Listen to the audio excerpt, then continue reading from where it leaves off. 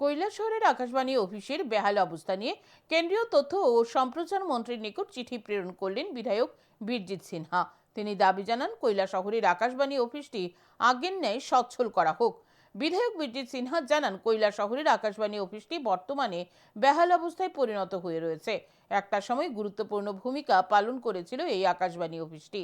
এই অফিসের মাধ্যমে সাংস্কৃতিক অনুষ্ঠানের পাশাপাশি বিভিন্ন সরকারি উন্নয়নমূলক কাজের প্রচার করা হতো। বর্তমানে এই আকাশবাণী অফিসটি মুখ থুবড়ে পড়েছে। অফিসের ইনচার্জ নিয়মিত অফিসে আসেন না, তাই এই অফিসটির হাল ফেরানোর জন্য কেন্দ্রীয় তথ্য ও সম্প্রচার মন্ত্রী অশ্বিনী বৈষ্ণবের নিকট তিনি চিঠি প্রেরণ করেছেন।